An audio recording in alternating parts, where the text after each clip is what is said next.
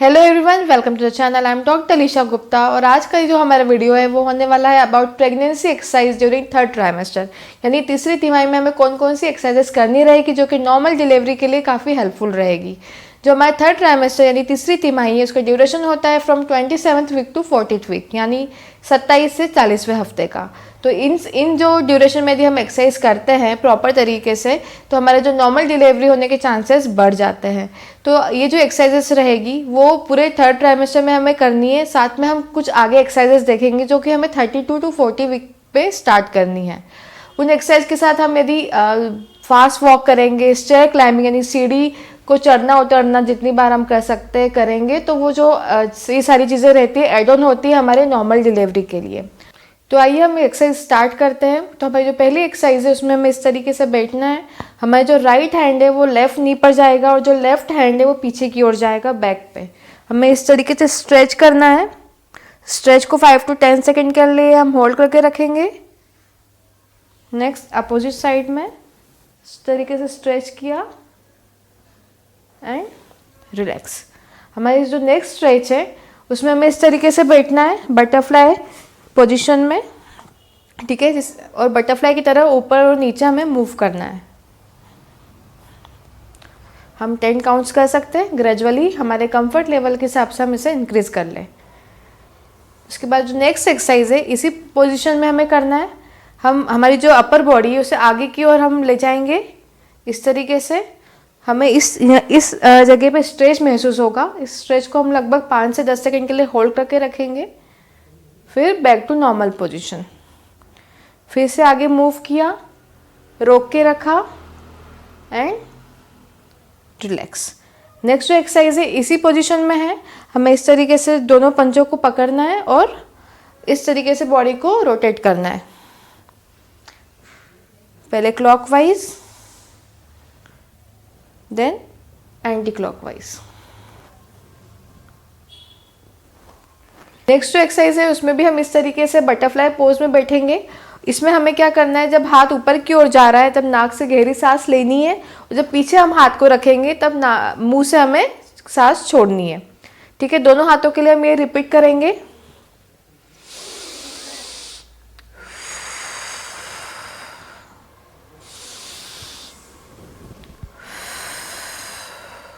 उसके बाद क्या करना है, हमें जब गर्दन ऊपर की ओर उठा रहे हैं हमें नाक से गहरी सांस लेनी है और जब नीचे की ओर ला रहे हैं तब मुंह से सांस छोड़नी है।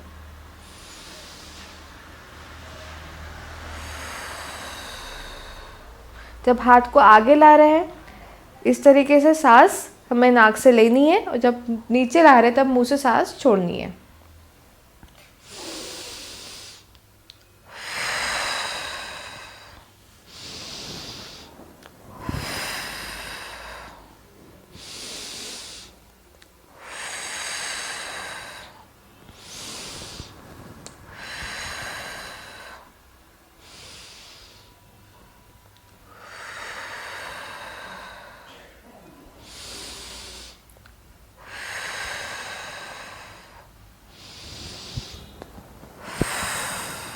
ठीक है, ये जो हमारे एक्सरसाइज है इसके भी हमें 10 रिपीटेशंस करने हैं। ग्रेजुअली हम हमारे काउंट्स बढ़ा सकते हैं।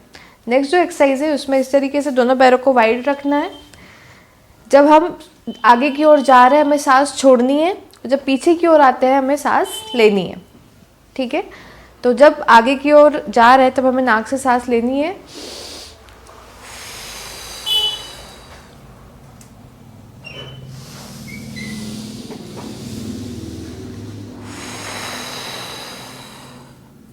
जब पीछे आ रहे हैं तब नाक से सांस लेनी है। आगे जा रहे हैं तब सांस छोड़नी है। हमारा जो नेक्स्ट एक्सरसाइज है उसमें हम इस तरीके से स्ट्रेच करेंगे। स्ट्रेच को होल्ड किया 5 to 10 सेकेंड के लिए। देन राइट साइड के लिए ये जो सारी एक्सरसाइज है आप याद रखिए, आप 10 काउंट से स्टार्ट करें और ग्रेजुअली आपके कंफर्ट और आप यदि थक नहीं रहे तो आप काउंट्स बढ़ा सकते हैं। हमारी जो नेक्स्ट एक्सरसाइज है उसमें हम एक पैर को इस तरीके से फोल्ड करेंगे और इस तरीके से स्ट्रेच करेंगे। 1 2 3 4 5 इस तरीके से हम 5 सेकेंड के लिए होल्ड करें, फिर रिलैक्स फिर 5 to 10 सेकेंड के लिए होल्ड करें एंड रिलैक्स। उसके बाद इस पैर के लिए होल्ड किया एंड रिलैक्स, फिर से होल्ड किया एंड रिलैक्स। नेक्स्ट जो एक्सरसाइज है उसमें क्या करना है, हमें सांस लेनी है नाक से, और जब आगे की ओर इस तरीके से मूव करेंगे तो मुंह से सांस छोड़नी है। ये भी एक्सरसाइज हम एंटी क्लॉकवाइज भी करेंगे 10 बार और क्लॉकवाइज भी 10 बार।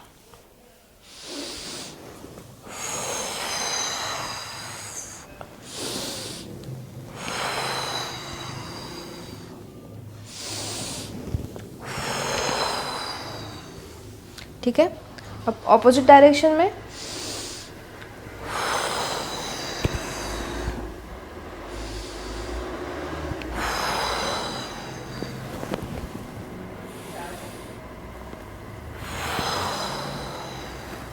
ये जो सारी एक्सरसाइजेस रहेगी, हमारी पेल्विक फ्लोर जो है जहाँ पे हमारा बच्चा रहता है उस मसल को स्ट्रेच करती, ताकि लेबर के समय हमें पेन भी कम हो, लेबर भी शॉर्ट हो और हमें इजीली हमारी जो डिलीवरी है वो हो जाए। हमारी जो नेक्स्ट एक्सरसाइज है उसमें हमें इस तरीके से नीलिंग पोजीशन में बैठेंगे। ठीक है, उसके बाद क्या करना है, हमें अप एंड डाउन मूव करना है इस तरीके से। 1 2 3 4 5।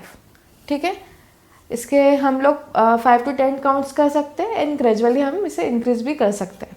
नेक्स्ट जो एक्सरसाइज है उसमें हमें क्या करना है, इस तरीके से एक पैर को आगे की ओर ले जाएंगे और स्ट्रेच करना है।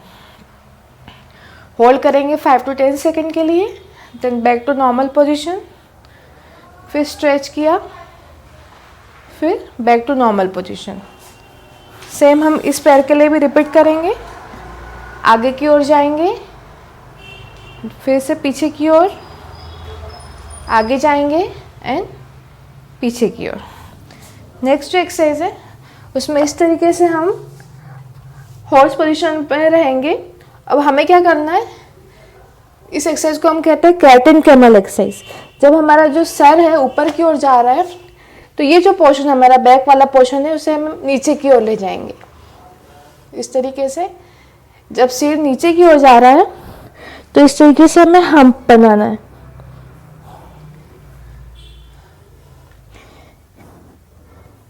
इस तरीके से 5 to 10 काउंट्स करेंगे।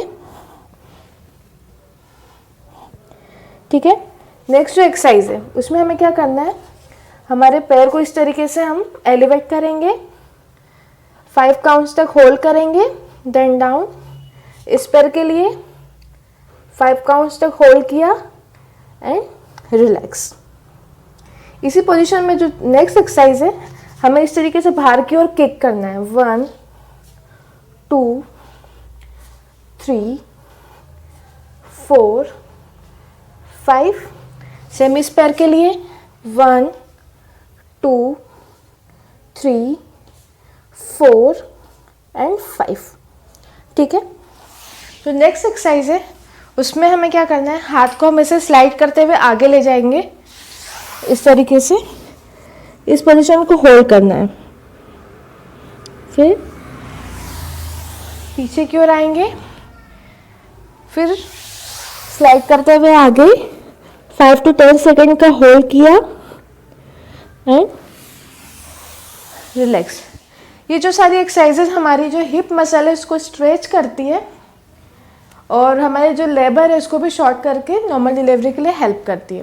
जो नेक्स्ट एक्सरसाइज है उसमें हमें इस तरीके से नीलिंग पोजीशन में आना है और पीछे की ओर इस तरीके से जाके हमारे पंजों को होल्ड करना है। इस स्ट्रेच को भी हम 5 to 10 सेकेंड के लिए होल्ड करेंगे, फिर बैक टू नॉर्मल पोजीशन। इस तरीके से पीछे गए, होल्ड किया, रिलैक्स। नेक्स्ट जो एक्सरसाइज है उस पर फिर से हम इस तरीके से पोजीशन में आएंगे और पैर को आगे की ओर ले जाएंगे। आगे की ओर बॉडी को मूव करेंगे, स्ट्रेच करेंगे 5 to 10 सेकेंड, रिलैक्स। सेम दूसरे पैर के लिए इस तरीके से आगे की ओर मूव किया, एंड रिलैक्स। तो ये थी हमारी एक्सरसाइजेज जिसे हमें पूरे थर्ड ट्राइमेस्टर में फॉलो करनी है।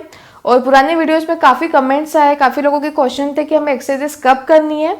तो आप मॉर्निंग या इवनिंग, आफ्टरनून आप कभी भी एक्सरसाइजेस कर सकते हैं, पर एक्सरसाइज करने से 1 घंटे पहले आप या तो खाना खा लीजिए या 1 घंटे बाद आपको खाना, यानी खाने और एक्सरसाइज के बीच पे 1 घंटे का गैप होना चाहिए। तो अब हम जो एक्सरसाइज करेंगे वो आपको 32 to 34 वीक में स्टार्ट करनी है, जो कि आपको लास्ट तक यानी 40th वीक तक आपको फॉलो करनी होगी। तो आइए स्टार्ट करते हैं। तो सबसे पहले क्या करना है, हमें इस तरीके से पूरे जो स्क्वाट लगाना है इस तरीके से और होल्ड करके रखना है इस पोजीशन को जितना आप होल्ड कर पा रहे हैं।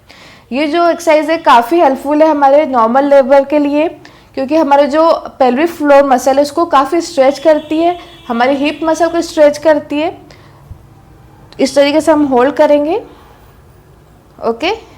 और इसमें एक एक्सरसाइज होती है जिसे हम डक वॉक बोलते हैं। तो पुराने ज़माने में जैसे पोछे लगाते थे उस तरीके से हम डक वॉक करते हैं। तो इस तरीके से हमें आगे की ओर मूव करना है। जितनी स्टेप्स आप कंफर्टेबल है उतनी स्टेप आप चलिए। आप यदि थक रहे हैं तो बीच में रुक सकते हैं, ठीक है। इस तरीके से आप डक वॉक को फॉलो करिए। नेक्स्ट जो एक्सरसाइज है उसमें हम इस तरीके से वाइट पैर को रख के स्क्वाट लगाएंगे। बेबी बम को इस तरीके से होल्ड करना है और स्क्वाट लगाना है। 1 2 3 4 5, ठीक है। तो हम इसे ग्रेजुअली बढ़ा सकते हैं 10 to 20 काउंट्स। डक वॉक के केस में भी हम जितना चल पा रहे हैं डक वॉक में आप उतना उसे चल सकते हैं। नेक्स्ट एक्सरसाइज में हम चेयर की हेल्प से एक्सरसाइज करेंगे। इस तरीके से स्क्वाटिंग पोजीशन में आप बैठ जाइए। फिर जो हमारे पैर है उसे ऑल्टरनेट हमें मूव करना है इस तरीके से। 1 2 3 4 5, इस तरीके से हम इसे मूव कर सकते हैं 10 काउंट्स तक। तो ये थी हमारी सारी एक्सरसाइजेज जिसे हमें थर्ड ट्राइमेस्टर के दौरान फॉलो करनी है। और जो हमारे लास्ट वीडियोस थे उसमें काफ़ी सारे कमेंट्स आए थे कि आपकी क्या नॉर्मल डिलीवरी हुई है। तो यस, मेरी नॉर्मल डिलीवरी हुई थी और अभी भी मेरा 32 वीक ऑफ प्रेगनेंसी चल रहा है और मैं सारी एक्सरसाइजेस फॉलो कर रही हूँ।